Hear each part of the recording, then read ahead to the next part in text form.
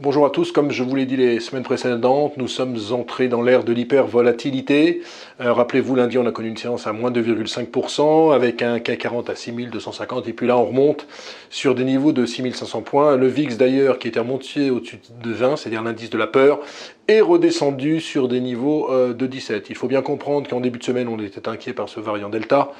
Mais finalement, les investisseurs se disent que même si les cas explosent, même s'il y a une croissance qu'on appellerait exponentielle, il y a toujours peu de décès, une vingtaine en France par jour, et en Réa, il y a toujours moins de 1000 personnes. Donc on se dit que c'est pas aussi grave que ça, même s'il y a de plus en plus de cas, mais les cas ne sont pas mortels. Du coup, on s'intéresse aux résultats des entreprises, et franchement, ils sont plutôt bons. Je vous rappelle qu'on attend une très forte séquence, plus 120% pour les entreprises européennes sur le deuxième trimestre, plus 70% pour les entreprises américaines. Mais attention, il y a un effet de base ultra positif parce que le deuxième trimestre 2020 avait été très mauvais. On était en plein confinement. Pour l'instant, je le disais, 70% des sociétés qui ont publié des résultats meilleurs que prévus. Ce matin, Publicis n'a pas dérogé à la règle avec une très bonne publication, notamment en termes de croissance organique, avec 4 points de plus que ce que l'on attendait, et comme en plus la BCE finalement a maintenu en l'état sa politique monétaire accommodante, on se dit que finalement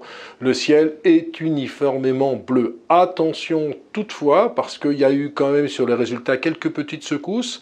Daimler-Benz avait sorti une progression de 44% de son activité, mais un petit peu déçu pour ses perspectives. Donc ce qu'on peut avoir sur ce trimestre, c'est de très bonnes séquences de résultats, mais des prévisions un petit peu plus compliquées, parce que certains se disent quand même que la croissance pourrait avoir atteint un palier. On a eu 6 à 7% aux États-Unis au premier semestre. On pourrait redescendre légèrement sur le deuxième semestre. Même chose sur l'Europe, où on attend toujours une hausse de 4,8%. Il faut donc être très prudent. On va rester dans des marchés volatiles. Il n'est pas exclu qu'on se balade dans une fenêtre 6000, 6500 points durant la période estivale. Faites très attention. Conservez quand même pas mal de cash. Dans la mesure où on a quand même eu un premier semestre, notamment en Europe, on a gagné 17%. Un mot pour terminer des introductions en bourse, je vous en parle souvent. Si vous me lisez, il faut savoir que le premier semestre a été exceptionnel pour les introductions en bourse, quasiment plus de 210 milliards de dollars de levée de fonds.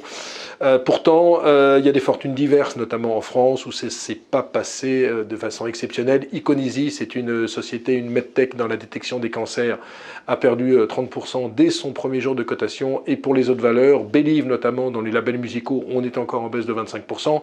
Sur Spartoo, les chaussures par Internet, on perd encore 2% par rapport au cours d'IPO. Bref, on a le sentiment qu'on est arrivé peut-être au bout de ces IPO pour l'instant. C'est-à-dire que les investisseurs se disent que finalement, il faut attendre un petit peu. Il n'y a plus tellement de fenêtres de tir. C'est pour ça notamment que Colis Privé, qui est spécialisé bien entendu dans la livraison de colis à domicile, a suspendu son introduction en bourse en raison des conditions de marché. Donc en conclusion, faites attention sur les marchés, même si on a des taux longs américains à 1,20% et que le risque d'inflation a l'air complètement sorti de notre système financier pour le moment, il y a toujours des inquiétudes autour du variant. Certes, pour l'instant, il n'y a pas de cas graves, mais il est bien évident que si l'épidémie montait vraiment et si les cas en réanimation explosaient, le marché serait soumis à des secousses. Donc un aveu quand même de prudence. Voilà, excellente journée à tous et excellente semaine.